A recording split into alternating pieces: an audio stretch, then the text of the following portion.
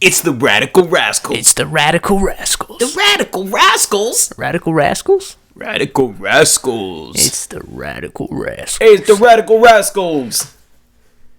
You ran out. I don't know. I couldn't think of any more. I just didn't know how far you wanted to go, like how long you wanted to get into. It's the Radical Rascals. I'm surprised you didn't start with the Russian one. Yeah, I don't know.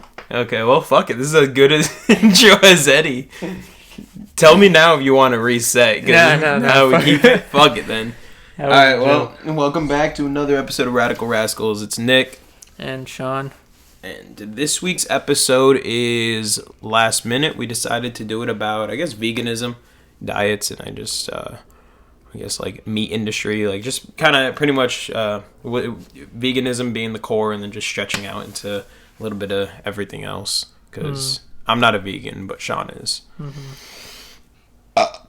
So, let's start by saying what is veganism, and then we can get into kind of like the differences between veganism, vegetarianism, various diets, and like things such as like why veganism has become more prevalent in the recent years, and like how you see it in the future. I first coined the term veganism back in 2015. You developed it. I just had this crazy idea where I was like, yo, what if we just didn't? What if we just didn't do that? Oh, shit. Nah, veganism is a lifestyle, not really a diet, where you do not consume any animal products and don't engage in the practice of, animal suffering. Or you try to limit it, right, to the best of your ability. A plant-based diet is what most people think of when they hear veganism. Because veganism, again, it's not a diet, it's a lifestyle. But there are people who, they eat vegan, but, they still might wear leather boots and shit like that. Again, it extends to so many things like shampoo and toothpaste and the feathers in your pillow and shit like that. And so like things like maybe even the makeup industry where they test on animals. Exactly. So a vegan technically is somebody who tries to stay away from any form of animal suffering, even from makeup to toothpaste and food, of course. So vegans don't brush their teeth. No, all right, but in all seriousness, like, that's a joke, clearly, but in all seriousness, because I have heard it before, it's like, oh, you're a vegan, and I've even made the argument to you, it's like, well, if you're a vegan, then why are you, like, driving a car, right. Or, like, why are you, why do you still contribute to these things? I think that's a common question for, like, every single ideology, like, even with communism or socialism, where it's like, oh, well, if you're a socialist, why do you have money? Yeah. It's like, well... Or an iPhone. That's the typical. Yeah. So in veganism, so it's like, what's your rebuttal to that mentality, I guess? My rebuttal is the same thing when people say, how are you a communist but you have an iPhone? Right? iPhone is like the symbol of capitalism, right? Right. And the answer is very simple, is that there's no ethical consumption under capitalism. We live in a system where you literally... cannot consume ethically. Right. You can try your best to, but there's no such thing as 100%, ethical consumption. I mean, just look at everything in this room. This is a family where we try to limit, just consumption generally, whether it be, through the animal agriculture business and just things in general, that's my answer. You can't be 100% vegan. I drive a car. I can't afford an electric car, right? And even then, like, contributing money to Tesla, that guy's a fucking, capitalist. But maybe like what are those other electric cars? Like a visionary? Oh, sorry. No. I thought you were talking about being a visionary. No, like... electric cars, the hybrids and shit like that. Yeah. Oh, like Prius? Yeah, Prius. That's the word. Yeah. So, like, So yeah, you can't be 100% vegan. And again, veganism is about sustainability. And there are some vegans who, they wanna go out and spend like money on a fake leather jacket that's made out of like polyester and just extra bullshit, which fucks up the planet really when you think about it. Instead of using this old uh, leather jacket that they already have, they want to say, oh, let me go buy another jacket that's vegan, that costs more, and to make them it's still problematic because it's not sustainable to make that type of shit. So yeah, that's my answer really. It goes back to the fact that don't try too hard. Don't be so militant.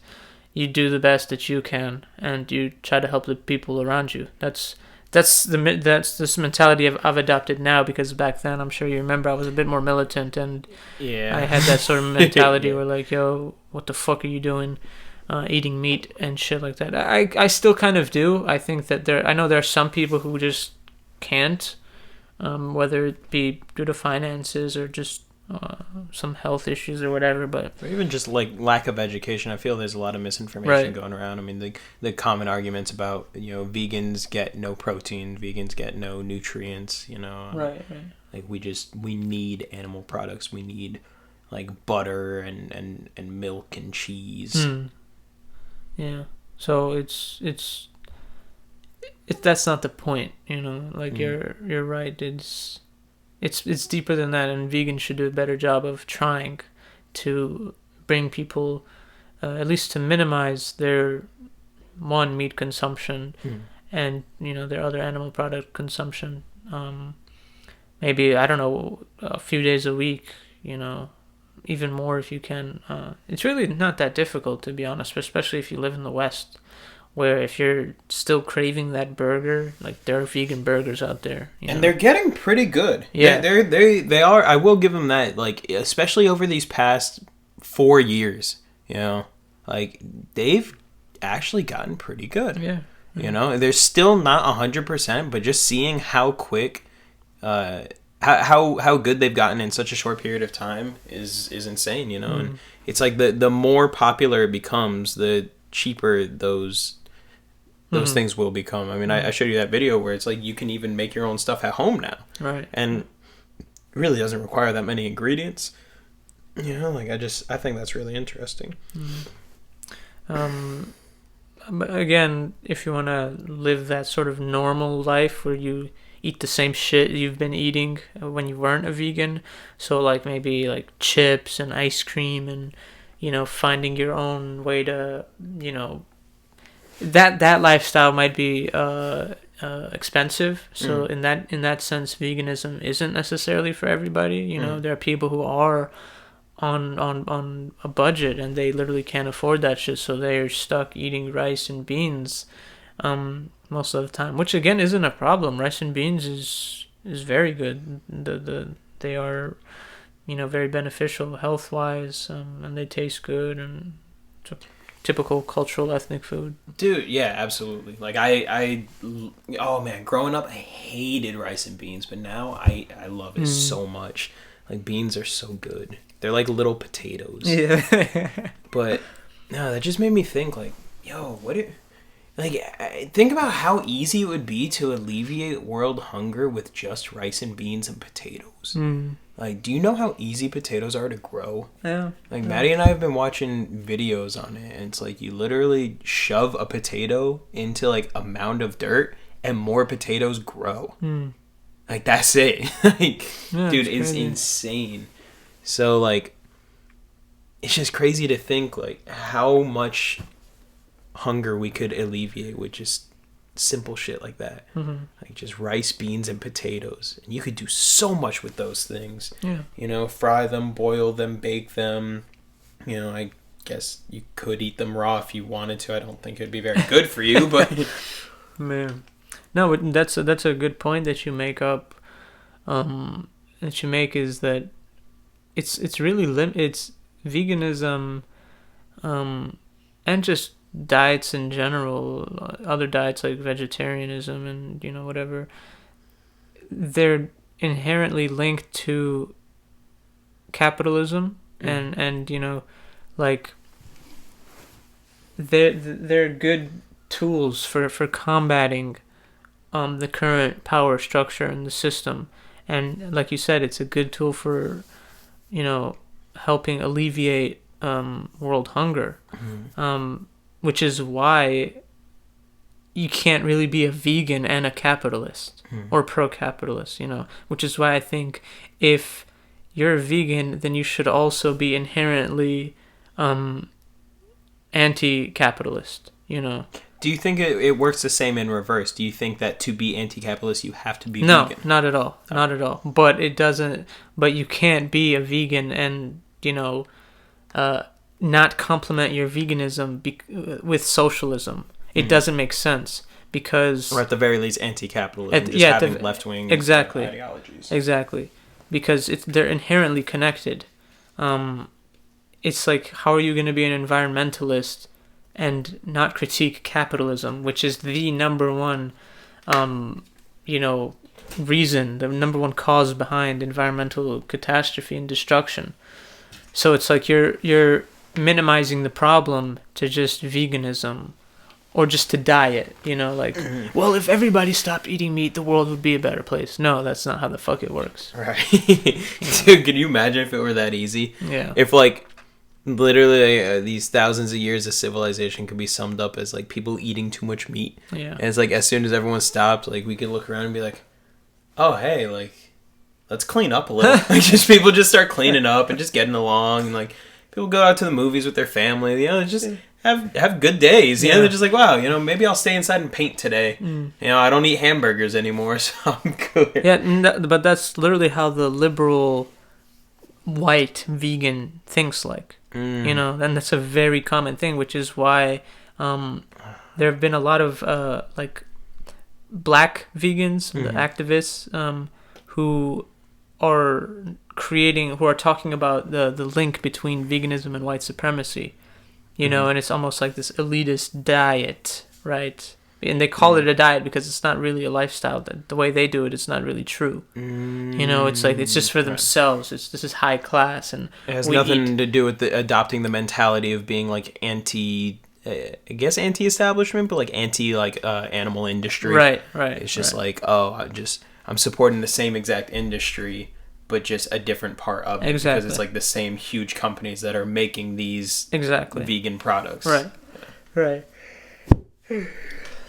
So yeah, that's there's that link between the white supremacy. So you have to be careful of white vegans, I guess, and what they say, their rhetoric. How can we distinguish when we're talking about vegans between ones who, I guess, like maybe true vegans, but like people who adopt the mentality and actually try to have the lifestyle of a vegan, and just people who simply adopt the diet and think that in and of itself makes the difference? Well, like vegan TM or liberal vegan? Yeah, it's like that, That's the key point you said there at the end was, about regarding the diet, like just because they want to and shit like that. How to distinguish? I mean, it's clear. You just look at their politics, really. I don't mean how to distinguish between the people. I mean how to distinguish, while we're talking about the topic, the difference in what we mean. If we're saying, oh, vegans are bad, vegans are good, I mean, entirely reductionistic, but you get what I mean, right? Like, how can we distinguish this so that anyone listening can be like, oh, okay, I get it. Like, because people have probably met vegans and they're probably thinking like, oh, well, just vegans are like anyone else. Like, there's some cool ones, there's some not cool ones, right? But how can you create the separation so that people can understand why it is that, I mean, outside of like just people being kind of assholes no matter what they believe in. Yeah, I mean, we can look at like the classism within veganism. So there are, like, again, like I mentioned, the vegans who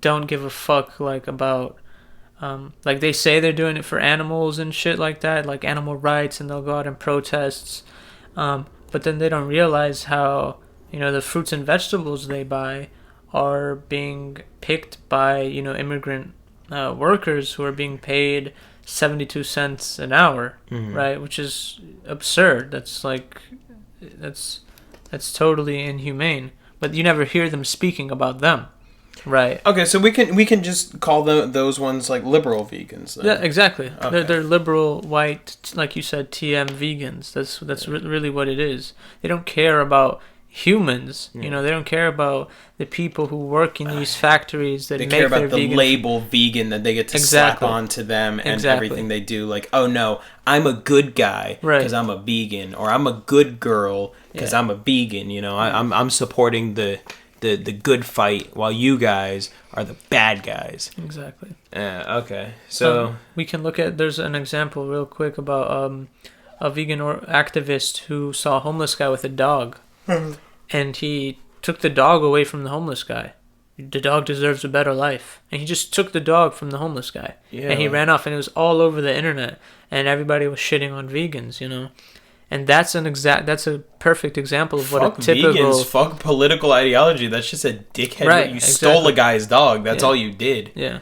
There's literally like that's all you did. You can't say you want the dog to have a better life when you're stealing him from a person who. I mean, it's one thing if the guy's sitting there like putting his cigarettes out on the dog or something, but no, it was just his dog. And they took him away. Why? Because he's a homeless guy. He can't take care of a dog. Yeah, so that's so funny because like that kind of highlights some of the issues within like liberalism where it's kind of that savior mentality where it's no, I need to do, I need to save this dog, I need to save from this evil homeless man, and they don't realize that it's like, well, no, because you're just being a dick. You're being exactly the same way as like people that you claim to be against, you know. It's just so stupid.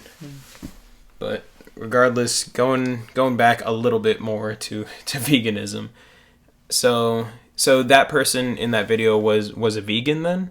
Yeah, he was a vegan animal rights activist. Okay. And he thought he was doing something, but he wasn't doing anything. That's like that girl who tried to like set a turtle free by throwing it into like in the ocean or a body of water, and everyone was like, "Yo, you dumb bitch! That was a land turtle."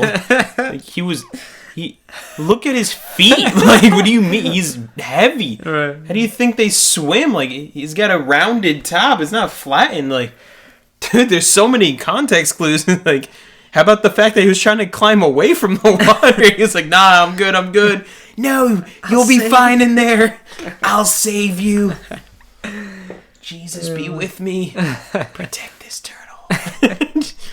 Well, yeah, so like shit like that. Yep. I don't know, what do you think about it? You know, you're not a vegan, but I know you can cook vegan. You have eaten hundreds of vegan meals. Hell yeah. Yo, Sean's mom cooks, and I always tell people this, like, she cooks the hell out of some vegan tacos, man. I tear them bitches up every time. I get so happy. That shit gets me mad whenever you're like, nah, we're gonna go out to eat. I'm like, nah, fuck that. Your mom made food. She made tacos? Yo, you go out to eat. I'll chill here with your mom. I'll eat. We'll have a great conversation. But how do I feel about veganism? I hated veganism for the longest time because of the lack of distinction between liberal vegans and vegans, or vegan TM and vegans. For the record, vegan TM is like, you know, the little TM, like the trademark. It's like vegans who, like we said earlier, just want like that label, you know, of like vegan. You know, I just wanted to make that clear. But like the lack of distinction between them, so it's like I see people who are vegans, I'm like, oh god, you're so annoying. And it was similar to like my previous disdain for feminism and feminists. It was the lack of distinction between like true like feminists and liberal feminists. You know, and it's like I think I just dislike liberals more than I dislike like when liberals try to do anything, I'm just like, oh god. Like you make it like they make it so hard to want to be on their side because they're just so annoying and get offended at everything. Like if a liberal listened to this right now, they would just be scoffing so hard. Like, oh man, no, you're the man, you're the enemy. And it's like, nah, dude, you're just kind of annoying. Like, this has nothing to do with politics. Just you're just kind of being too much in the wrong way. Yeah. So going back, like, so yeah, that was one of the reasons why I disliked vegans and veganism for the longest. That, and I felt like there was some sort of inherent, contradictions, like hypocrisy, I guess, because of what you said. How like there's no way to be truly fully vegan in the society we live in. So I was always like, oh, so the fuck you preaching about this shit if you're not even doing it, you know? But I mean, I guess as I got older, it's like I started realizing that it's just like such like a one-dimensional take. Right. It's like, oh, well, you're not starving, so you can't be a vegan. Right. It's like I guess. like it's just so stupid, you know. It's kind of just like an immature take. You know, so it's not like I've developed some sort of answer to it. It's just realizing, oh, it's just kind of dumb to think that. So let me just real quick, that pushes people away. Like, it's almost as if it's like inevitable that, you know, animals will suffer and shit like that will just right. Yeah. And but the way to go about it is, it's like, hey, if we're anti-capitalist and we know the system is fucked up and we know animals are being tortured and, you know, just they're being extinct to an extent. Many animals are being extinct, and we're destroying our planet at a very fast pace. The easiest thing that we could do as someone, me and you cannot seize the means of production like right now. Like, we says can't. you, motherfucker. That says you. Shit. Listen, by this time tomorrow, I'm gonna have all the means of production. I'm gonna have all them shits is waiting. Like, so the easiest thing we can do is like change our diets. I mean, when Tupac says it in the song Changes, he's like, one of the things he says is we got to change the way we eat. You know what I'm saying? And it's important because when people think about the way we eat it, you know, people forget about it. What? It's just food. We eat it and we shit it out. Like, who the fuck cares? But if we really do change the way we eat, it'll take us a long way. It's not the final answer, but it is definitely part of the answer, you know, and it'll help us reach the full and the final answer. But that's the least thing we could do, you know. Yeah. It's like, what can I do, especially in the pandemic? What can I do to help a little bit, or to reduce my carbon footprint? You know, what can I do? I can just stop eating meat. You know, that's the least thing you could do. Yeah. You know, and it's like even weaning yourself off by going from like an anything diet to just no red meat. Right. So like you start out, just cut out pork, and then you cut out beef as well. Right. You know, and then you cut out chicken, and you're only doing fish, and then you're vegetarian, and then you're vegan. Like that, you can go down the line. Right. Yeah. You know, or if I'm gonna be vegan 6 days of the week. One day I'm gonna leave for myself, or 3 days of the week I'm gonna be vegan. 4 days. You know what I'm saying? Any little thing never does. Thought about that. It's like, what can we do? Like, it's not just fighting against the system. It's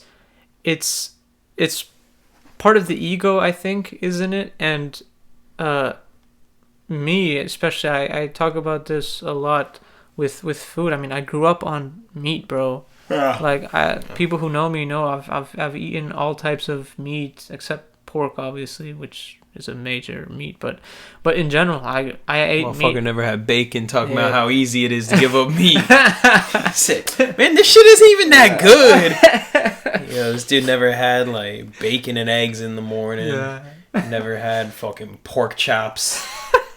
You know. But like, you know, burgers and quesadillas and just food, shit like that, like chicken and rice, you know, something as simple as that, you know, chicken wings. Putting that shit aside, even though I love that food and, you know, I grew up eating it and I love the taste, it's saying, hey, I know this shit is not good. It's not good, one, for my health. It's not good for the planet. And I feel the sort of guilt in contributing to pointless animal suffering, because I don't need that food for me to live, or even to be healthy, or even to be strong.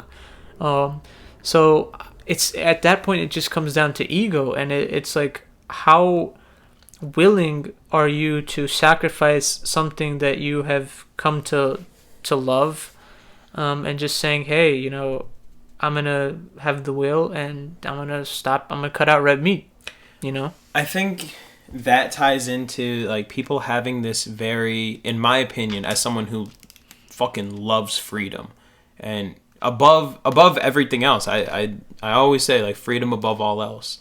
Like as someone who loves freedom, I've been forced to like face my definition of freedom and kind of evolve it and redefine it. And I feel like a lot of people have a very, I guess, a very simplistic understanding of freedom. You know, like freedom is doing whatever I want whenever I want. It's like, well, no, it's not. Because if that's the case, then yeah, we can never have a truly free world. You know, because a truly free world would allow people to murder, rape, and steal, and just like live a whole fucked up life, you know. And I don't think freedom is that, because I feel like a lot of that is kind of like these your carnal desires and instincts, right? This is very like base, primitive version of yourself.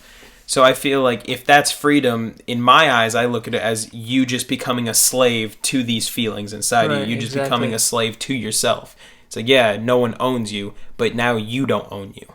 You know, you're just owned by yourself, I guess. You know, I think freedom has a lot more to do with choice and with adhering to choice. You know, deciding, okay, this is how I would like to live my life. And even if it means giving up a few things, giving up these, I guess, minor freedoms along the way, if it's working towards what I chose to be my future, like that is truer freedom above all else. You know, true freedom comes with some form of restraint. Right. You know, like if not, then it's just, to me, like I said, inferior freedom. Right. It's just like super, I want this right now. It's like for that you could run around naked and smear shit on your face like Gigi Allen. Yeah. You remember that dude? Yeah. If anyone doesn't know, like Google Gigi Allen. You'll see he used to throw rock concerts, get naked and smear shit on his face, and then like fight dudes in the audience and make out with girls. Like, dude, he's sick. And like I think that's the perfect example of like someone who thought that was freedom, and it's like, no, you're an asshole. Like that's all you're really doing. Like you're not living free if it's at the expense of others. It's just, you know, eating a meal and sticking someone else with the bill. It's not free, you know. Like, so I don't. No, that's a very interesting sort of description of what I would call Western freedom, or the Western conception of freedom, because you know how freedom is in Eastern cultures with Buddhism and shit, and that's not what it's like. And you know, their form of freedom is superior to our conception of freedom. When you're saying Western freedom, are you referring to what I said about inferior freedom, about Gigi Allen? Yeah. Okay. Yeah. The hyper, like the atomized. Yeah, I want this now. I'm gonna do it now. I don't want it. I don't want it. I have the freedom not to want it. Yeah. It's like okay, you want abs, but you don't want to go to the gym. Yeah. And it's like, well, one of those things have to go. I mean, you could either say, I don't go to the gym because I don't want to. Sure, that's a form of inferior freedom. Or you could say, I want abs. I want my life to go this sort of way. And you give up not wanting to do something in the short term to accomplish something you want to do in the long term. Right. Yeah. But I think you're right in comparing it to Eastern philosophy and like Buddhism and whatnot, where freedom is not just, it's not running around doing whatever you want. It's becoming free from like the grasps of like worldly desires and pleasures. Exactly. Yeah, it's interesting, and how that obviously connects with food, you know. And we were talking about the other night how a lot of this food is addicting. Like cheese. Cheese is super addicting. Chocolate, you know, that shit is addicting. And when you're eating it your whole life, and all of a sudden you stop, I know exactly how it is, because I was having like withdrawal almost. And there would be nights where I'd be dreaming about like food, seriously. Yeah. And it's like, yo, I grew up on eating Reese's like almost every day. Yeah, You Reese's are good. Snickers, just cheese pizza, for example, grilled cheese, Quesadillas, like you said. small things, but like you grew up on them, and now you're gonna put them away, and for what? Because like people are like, oh, you're just hopping on the vegan bandwagon and shit, as if it's like a sports team, but it's much deeper than that, and I think that's why we should. Again, I didn't learn about veganism from white people. I learned about veganism from like Rastafarians. I learned it from Buddhists. I learned it from Rastafarians are vegan? Some of them are vegetarian. Oh, okay. 'Cause I honestly know nothing about Rastafarians. Just people from all over the world who their diets. I mean, they don't even consider themselves as vegans. It's just. And that's another thing. It's like veganism. A white person coined it, but that doesn't mean that veganism is something white. There have been societies that have been primarily vegan, dating back centuries. I mean, it's kind of like that the term organic being slapped onto food. Yeah. When it's like, when you really think about it, organic is just how things just were before they were made not organic. Exactly. And then they made them organic again as if it was like some sort of special thing. And It's like, no, there have been thousands of years of organic food. Exactly. But and yeah, I think that's where I got it from, and it's just part of their identity. It has nothing to do with it's interesting because there was no capitalism back then, but it's like they just knew, like, hey, this is just wrong. This is just wrong. Obviously the environment, the climate plays a role in it, right? Like maybe there's literally just no cows, so they don't eat beef. Right. But in ancient Egypt, they didn't eat meat. They were vegetarian mainly, and they had some fish in their diets because the Nile River or whatever. But in general, even going back to Islam in Arabia, people didn't eat meat. They just realized that it's bad for you. A funny, interesting fact. But one of the caliphs after the death of Muhammad, I forgot which one, but he banned eating meat 2 days in a row. You can't eat meat 2 days in a row. And this is 1,000 years ago, bro. Why? Because it is bad for you. Okay. It's just bad, and that type of meat was bad. Because in doing so, in limiting it to like where you can't eat it 2 days in a row, it's like that's already limiting it by half. Exactly. So it's interesting. Buddhists did it long before. Oh yeah, you know what I'm saying? Like from the beginning, have been very anti. I mean, and it's so funny because for them, let me sit up. For them, it had a lot more to do with like not killing and contributing more to like you said, the unnecessary suffering of living beings. It's just been rooted in that, and is like in very plain language. We just don't want animals to suffer because we are animals. We will be those animals. They will be us. Why would we make them suffer? Why would we make ourselves suffer? The whole point is to eliminate the suffering, not contribute more to it. Right. We can go look at a very popular discourse always on Twitter is vegans versus indigenous people, let's say in Canada. And vegans are like, a vegan will type something, or will tweet something like, if you kill animals, you're just a bad person. And like an indigenous person from Canada, like will quote tweet and say something like, we do that all the time, but we use every part of the animal and we treat the animal with respect.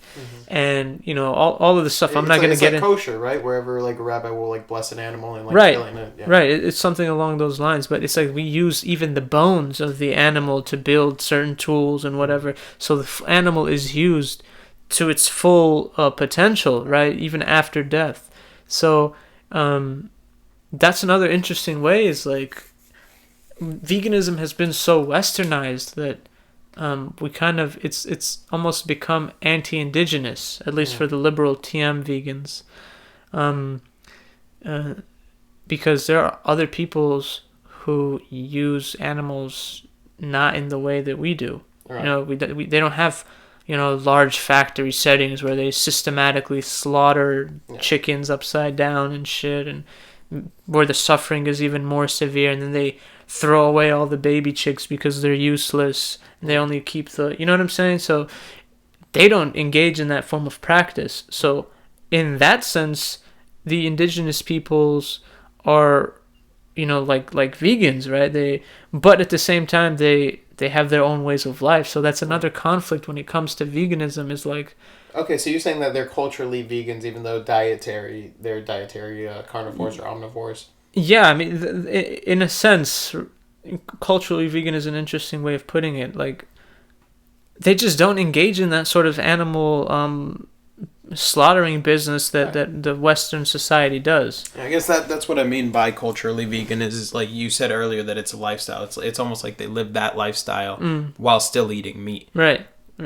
That's actually really interesting. I never thought of that. But that would be something just impossible in our society. Hell yeah, would you know. But I was gonna say something regarding slaughterhouses,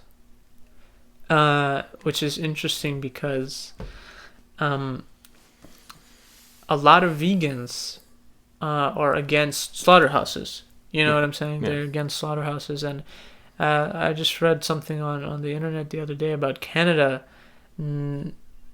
Nobody wants to work in those slaughterhouses. And because, right, there's that sort of perception where, like, if you work in slaughterhouses, you're contributing to the killing of animals firsthand. Very directly. Very directly, right? Yeah. That's not the gun manufacturer. That's being a soldier at that point. Exactly. And that's very... You'll see exactly what I'm going to go with this, and it's good that you mentioned the soldier part. So nobody wants to work in these slaughterhouses in Canada. So who do they hire? They only hire people who are willing to do that type of job. And those people are typically Syrian refugees, you know, because they literally cannot do any other job. They'd be very lucky to, and they're the only one who will take that job, you know. So now you have white vegans getting mad at Syrian refugees for contributing to that business, but they need it to survive. They need to feed their families, you know. And here am I, a vegan. You Syrian refugees, what are you doing killing animals? And the Syrian fucking petty bourgeois. Yeah. You know, and it's a very tough situation. And it's exactly related to soldiers. And I always thought, in the beginning, here's my evolution on this sort of mentality, is that I thought that people who were forced to go into the army, into the military, I always thought that they were like, you know, they were forced to, you know, you can't blame them. They were forced to. You talking about a draft? Not necessarily a draft. I'm talking about, a draft is one thing, but... Like socioeconomic situations. Yeah, it's like... You have nowhere to go, nothing to do. Exactly. And you're promised all this money. And... Exactly. In the beginning, when I started thinking about that, I was like, okay, I don't blame somebody, you know. They're poor, they have no other option. They can't go to school, you know, they can't do this, they can't do that. They're literally, their last choice is, you know, work 9 to 5 like a slave almost, and get nothing, or, you know, go to the military. And I was like, I don't blame them. And then after thinking about it more often, years later, I was thinking about how it, when we're talking about like Muslim boys and girls in the Middle East, ask them if they give a fuck whether these soldiers have no other, you know, option. You know what I'm saying? Ask them if they care, because they're the ones suffering. These Muslim people who are victims of systemic bombings and killings and torturing, they don't care whether these American soldiers were, quote unquote, forced to join the military, you know? The issue with drawing this parallel is that going back to the Syrian refugees who were forced based on socioeconomic situations, you're saying not to blame them for their direct contribution and working in a slaughterhouse, murdering these animals Right. and contributing heavily and directly to their suffering. Right. So why is it that does not apply to? No, that's what I'm saying. You're saying it does apply. No, I'm saying this is an interesting point. That's why I brought it up, was because I was explaining my evolution. I thought you were saying that that's where you are right now. Right now I don't know where I stand. Because of the thought. Because of the okay. slaughterhouse example. Yeah, because okay. I don't want to blame slaughterhouse workers. Right. But I do inherently want to blame American soldiers for going and bombing indiscriminately civilian villages and whatnot. But at the same time, I don't want to compare them to animals. I mean, like, understand? it's not saying that Muslims are animals. It's just saying that, like, in regards to this analogy, that it just so happens to be slaughterhouse workers, but it could literally be replaced with, like, anything else that contributes to suffering. So I don't know. I don't personally think that it's you saying that or comparing these people to animals. It's just the analogy has to do with the slaughterhouse and. Right. Either way. I don't know. Even then, I find it difficult to blame the soldiers. I can't say this for everyone because odds are there's like Doug Stanhope said that like war is good because, and I told you this, like war is good because it takes all the people who kind of want to kill people and sends them to places where they can kill other people who kind of want to kill other people. So as long as they're killing each other, then it seems like the right people are getting killed.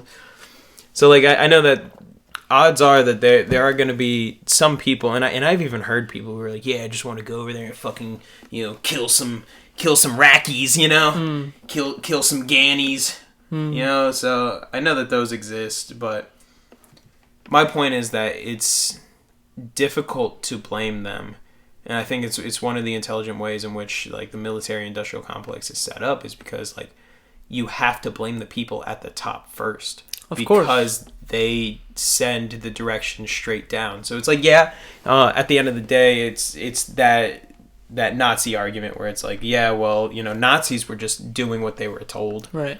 So I know that, but it's very difficult and nuanced. Right, very. I don't want to eliminate the nuance there. But I have Muhammad Ali tatted on me, and Muhammad Ali was drafted. Yeah. Literally forced to go or serve time in prison. He didn't have that option of, fuck it, I'll just work a 9 to 5 and hopefully rise my way to the top. Yeah. He didn't have that option of just another option. It was jail time, and plus he was world heavyweight champion. He had a lot more to lose. Yeah. And he took the jail time. Yeah. Strip me of my belt, take my money, I don't care. I'm not going to go kill innocent people. Yeah. And if Muhammad Ali could do it, I don't see why other people can't. Now, I'm not in the position. That seems, once again, kind of unfair because that goes towards the bootstrap argument that people have against the concept of systemic racism, where they're like, well, there's these people who made it out of the ghetto by working really hard. Why can't everyone do it? It's like, well, it's not that people can't do it. It's that odds are it's significantly more difficult for people to make these decisions when their head is filled with all of this stuff about patriotism, or they're worried about bills and feeding their family or whatever other situation. So once again, it makes it difficult to sum it up. Again, it's a decent analogy, but you're forgetting on the other side that Doug Stanhope quote is. It's true to an extent, but it's not really accurate. Yeah. It's one-sided. It's people killing another people. Yeah, because it's not just soldiers fighting soldiers. It's not trench warfare. Right, exactly. Yeah. This is a country being turned to dust, and everything, culture, people, schools, memories, everything being turned to dust. Yeah. So I wouldn't compare it to that or to like the whole systemic racism thing. We're pulling yourself up by the bootstraps. We're forgetting the element of people on the other side. It's human beings, and more than just that, it's their society, it's their culture, it's everything being erased, almost, to an extent. In many cases, if we look at Afghanistan, Iraq, Vietnam... I was just about to say, even in Vietnam, they're burning down entire villages. Exactly. They're destroying entire, families. Exactly. So, the idea with war is a bit, like you said, it's a bit more nuanced, but, it's difficult to make an analogy even with the slaughterhouse workers because again, it's because there's people dying from it. right. I get that. I'm just talking about the mentality of the people going into it and not defending the actions of the military itself. Just saying people going into it, you know, it's not like they're going into it for all the wrong reasons. You know, and you're right that it's beneficial to think about it from the other side. But unfortunately, these kids and teenagers, when they're indoctrinated in high school, when they send the fucking recruiters in to talk about how cool it is being a soldier, don't get told or don't realize, you know, that they should think about it from the other side and should recognize the entire scope of what it means to enlist in the military, you know. And I feel like it's because doing that would cause a lot of people to be like, wait a second, that's kind of fucked up, huh? Yeah. You know, and I don't know. I guess it is kind of difficult because, I mean, as you know, I got a little brother in the military, you know, and I know his reasons for going in are, you know, he wants to save up money. He had no real direction. He wants to open up a food truck when he gets out. And that's probably most people. Yeah, they have simple ambitions, and so like that's why I find it difficult, because I also know that he has a very strong moral compass. You know, and he would go out of his way to prevent people from being mistreated. Right. I've seen it before, and I know I'll see it again. So like, it's difficult to watch him get classified under your description as being, you know, the same as a soldier going over and shooting a kid in the face. You know? Yeah. Not to me. Not to me. Right. To people on the other side. Right. Like, they don't, again, if you're a barber cutting hair, right, you're still part of the military-industrial complex. If you're a chef on a ship, exactly. You know, like if you're a translator that's, you know, stationed in an embassy or some right. shit, you know, I get you. Right. But that doesn't mean that it makes it all right from their point of view, I guess, because it's still only a single side of the whole picture. So I think it is important to think about it from that side, but I think it's just as important to think about it from the other side as well. You know, not as a centrist, but as someone who understands, you know, the people going into it as well as the people suffering from it. You know, and that's why I said it's significantly more beneficial to look at it like it's the people up top that need to be blamed and held accountable for the numerous atrocities that get committed by the military-industrial complex as in its entirety. I think we ventured entirely outside of veganism, but which is fine. We'll label it as veganism / military-industrial complex. But no, I mean, again, I think you're right. The people at the top should be blamed. Yeah. But again, I just want to repeat the same thing. When you're an Iraqi woman protecting her children from an American occupation, you don't care about who did what, who ordered what, or who, you know what I'm saying? Yeah. You're worried about protecting your family and your homeland from these invaders. You don't care if those invaders have families. Yeah. You don't care if those invaders are decent people. You don't care if they're vegans. Can you imagine? Like, no, stay. Oh, you're a vegan. No, come on in. Shit, my bad. Why didn't you say so sooner? And they don't even care if you're a person of color. Yeah. They don't care if you have Iraqi blood. Yeah. You know, you're a foreigner at that point, and you're fighting for this monster. Okay. But I mean, I that's why I'm not gonna. I can't defend the concept of being an enemy on foreign soil. Like, I can't defend that from that Iraqi woman's point of view because she's not right. It's one of those situations where it's like neither person is wrong, you know? It's like, I mean, it's different if like he's just like a complete asshole who goes in to like rape the lady or like to murder the entire family. But like it's just one of those weird situations where it's like one of those like ethical standoffs, really, where it's like, well, fuck, what do I don't know. I guess it's kind of like the trolley problem, where it's like, oh, you have one person on one side and three people on the other, where we can't play that. No. After. Oh, okay. I was about to say, I was like, yeah, no, Sean was about to pull up music, and I don't want to get our video taken down. Well, I guess it would just get demonetized, and we don't make money off of these anyway. No, this is for after. Oh, with Logic? A different Logic. Oh. Lame. So, anyway. Yeah, so that's... Veganism in the military.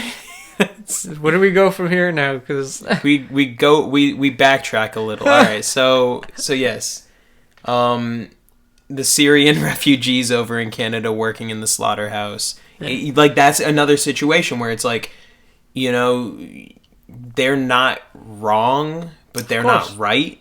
You know, because it's like, yeah, they're working in a slaughterhouse, directly contributing to all this suffering and murdering these animals, but they're doing it to feed their family. I mean, it's like the concept of someone stealing from a store to feed their family, right? It's like, well, stealing is wrong, but feeding your family is right. So where does this situation stand from an ethical standpoint? Right. You know, and I guess that's how we can wrap it back into veganism, is just talking about the ethics of it and how that should be at the forefront. Mm-hmm. You know, like for instance, you're a vegan, but if someone held a gun to someone's head and said, eat this cheeseburger, I'm sure you would devour that shit with a smile on your face, you know? Because the ethics should come first, you know? No, the only reason I mentioned the whole slaughterhouse thing was because of racist vegans, you know, and they feel much more comfortable attacking Syrian refugees than, you know, than attacking the industry as a whole, or like trying to create policies that make it difficult to run these very specific animal industries. You know, and I feel like that's where a lot of liberals go wrong. Like I told you about the distinction between conservatives and liberals in my mind, about how like conservatives hate talking about solutions and liberals love talking about problems. Mm-hmm. You know, it's like neither really gets anything done. Liberals will sit there and like cry and bitch and moan about stuff, but they won't, you know, actively organize and like take seats in local power and start passing policies and maybe higher taxes on larger companies to get them out of the areas, to open up the area for more mom and pop, you know, like more local business, like stuff like that. You know, obviously probably significantly more complicated than that, but you know, the concept exists. It's like, well, there's a lot of people that feel this way. Why not work together and actually get something done in an area to show it can be done, to be used as a working example in other areas, so it makes it easier and easier to get adopted in other areas around the state, country, or whatever. Yeah. I don't know what else we could talk about. Oh, I thought you were gonna actually like talk about what I just said. Nah. You just sat there blanked out. Like, what do you mean? All right, dude, you're making it difficult to continue this. It feels one-sided. Did we hit an hour? We're about to hit an hour. Is that why? Yeah. So you're like, oh fuck. And these little kids keep fucking running by, and I'm gonna skewer them, man. Just running by having fun. Who the fuck told them to have fun? God. No, I don't know. I guess you could wrap it up by telling people what they as non-vegans can do to try to, at the very least, adopt the ethics or culture of veganism. You know, basically the steps that people could take towards bettering situations. I guess I can start with sort of educating yourself on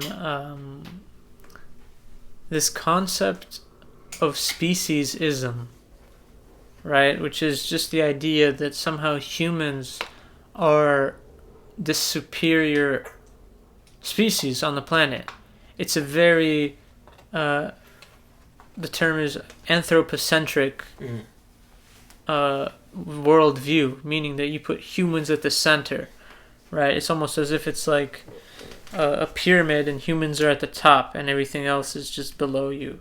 So if you think about the world through just, you are a species and you share a planet with co-species, you know, it's not just you here, there are fish here, there are birds and dogs and giraffes and elephants and insects and Right. and if you look at the world like that, and not with this sort of very ego narcissistic worldview of, oh, we're humans, we're the best, I think then it would help you better understand or better accept why vegans do what they do. So I would suggest, people looking up into speciesism, thinking about it, question yourself, like, why are humans the way they are? Why do we think we're at the center of everything? Why do we think that we're superior? We're the only species on the planet that, like, cooks their food. We're the only species on the planet that consumes milk from another species. Dogs don't say, oh my god, let me suck some cat milk. You know what I'm saying? That's because dogs and cats hate each other. Like, you don't see a fucking tiger going up to a fucking giraffe and saying, give me some milk. It just doesn't work out. It's unnatural. And we humans, we think we're mad smart because we invented iPhones and shit. But we do something as absurd as consuming milk from another animal. And buying into, like, the idea that we're meant to. Yeah. Like cereal and milk, or like milk and Oreos, is so good. Although almond milk for that isn't bad. Yeah. But milk in cooking, that's the hard part. Yeah, for sure. You can't. And eggs. And eggs. Yeah. They have some stuff that they use as binding agents that are decent, but yeah, no. Eggs, like, if you're making a pudding or a custard, like my aunt made flan last night, and she used egg yolks, and it's so fucking rich and creamy. Yeah. Oh. Anyway. No, I think it's all really well put. The way that I like to think about it, especially really recently, in line with my spirituality, is like everything that's living is just a different expression of life itself. If you look at life itself as just being just one large being, whether it's on the planet or throughout the universe as a whole, we are all just different expressions of life. Some expressions are tigers, some are trees, some are that annoying dog or those kids running around. Like, so yeah, I think that's good. And I heard this story from Buddha the other day where this dude wanted to understand, like, yo, I want to understand your teachings, but I just don't get it. And he's like, yo, well, you have a son, right? He's like, yeah. He's like, your brother has a son? Yeah. Your neighbor has a son? Yeah. Some stranger you've never met, he probably has a son, right? Yeah. He's like, okay. If your son dies, how will you feel? He's like, sad beyond measure, like to be destroyed. Like, if your brother's son died, he's like, I'd be really, really sad. He's like, not the same as, like, if my son died, but I'd be incredibly sad. He's like, if your neighbor's son died, he's like, I'd be sad. I mean, not as much as if my brother's son died. He's like, and what about if a stranger's son died? He's like, yeah, I probably wouldn't feel anything at all. And he's like, okay. When you took your son to the beach and he was playing and you saw he built a sandcastle, and then you watched a wave come up and crash and destroy the sandcastle, and he cried, were you sad? He's like, no. He's like, okay. So in that way, he was trying to point out that, like, people create these connections to living beings, and man, I'm starting to lose it, like the connection into all of this. People form connections to living beings when these connections exist throughout the universe. Fuck, I completely lost it. That sucks because I was on a roll too. No, I mean, I think the message is it's almost... He likened the son crying about the sandcastle being destroyed, even though, like, that's an example of impermanence, to the father being sad about death. Right. Even though it's an example of impermanence. He's super sad about his son's death, but not about a stranger's son's death. Even though it's the same thing. Right. Because there's no connection. And he's saying that in Buddhism, you kind of destroy that connection. But I was trying to tie it back into, because I feel like that sounds like it defeats the purpose of viewing everything as living things and trying to like treat them with respect. Because it I makes took it it sound as if it's like the importance of being connected instead of disconnected. Like it's almost as if like we're so dislocated from the food that we eat. To us, it's a chicken nugget, but that was torture.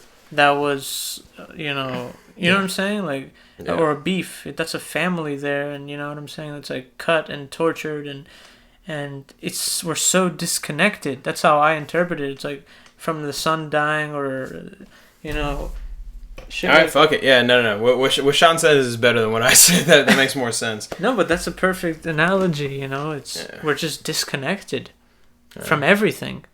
From the food we eat.